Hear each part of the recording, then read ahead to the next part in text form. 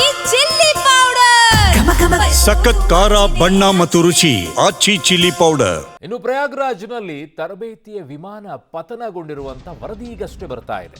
ಇದು ಪ್ರಯಾಗ್ರಾಜ್ನಲ್ಲಿ, ಉತ್ತರ ಪ್ರದೇಶದ ಪ್ರಯಾಗ್ರಾಜ್ನಲ್ಲಿ ಐಎಎಫ್ ತರಬೇತಿ ವಿಮಾನ ಪತನಗೊಂಡಿರೋದು. ಇಬ್ಬರು ಪೈಲಟ್ಗಳು ಪ್ರಾಣಾಪಾಯದಿಂದ ಪಾರಾಗಿದ್ದಾರೆ. ಸೊ ಪ್ರಯಾಗ್ರಾಜ್ನ ಕೆರೆಯಲ್ಲಿ ಬಿದ್ದಿದೆ ತರಬೇತಿಯ ವಿಮಾನ.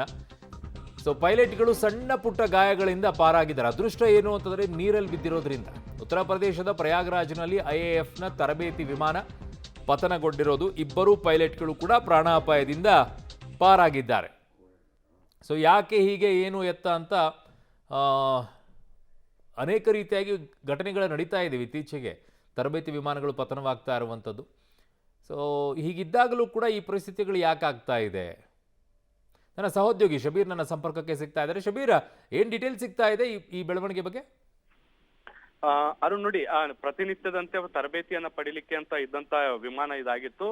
ಎಂದಿನಂತೆ ತರಬೇತಿ ನಿಮಿತ್ತ ಹಾರಾಟವನ್ನ ನಡೆಸಬೇಕಾದಂತ ಸಂದರ್ಭದಲ್ಲಿ ಈ ಅವಘಡ ಸಂಭವಿಸಿದೆ ಅನ್ನುವಂಥದ್ದು ಕೂಡ ಈಗ ಗೊತ್ತಾಗ್ತಾ ಇರುವಂತದ್ದು. ಆದ್ರೆ ವಿಮಾನ ಪತನ ಆಗ್ಲಿಕ್ಕೆ ಕಾರಣ ಏನು ಅನ್ನುವಂಥದ್ದು ಇನ್ನೂ ಕೂಡ ನಿರ್ದಿಷ್ಟವಾಗಿ ಗೊತ್ತಾಗಿಲ್ಲ.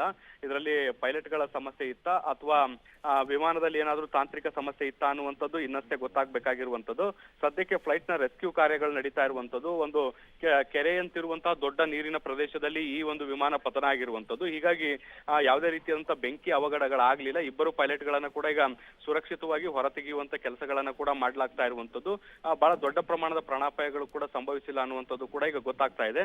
ಘಟನೆಗೆ ನಿರ್ದಿಷ್ಟವಾಗಿ ಕಾರಣ ಏನು ಅನ್ನುವಂಥದ್ದನ್ನ ಇನ್ನಷ್ಟೇ ಪತ್ತೆ ಹಚ್ಚಬೇಕಾಗತ್ತೆ. ಅರುಣ್. ಓಕೆ ಶಬೀರ್, ನಿಮ್ಮೆಲ್ಲ ಮಾಹಿತಿಗೆ ಧನ್ಯವಾದಗಳು.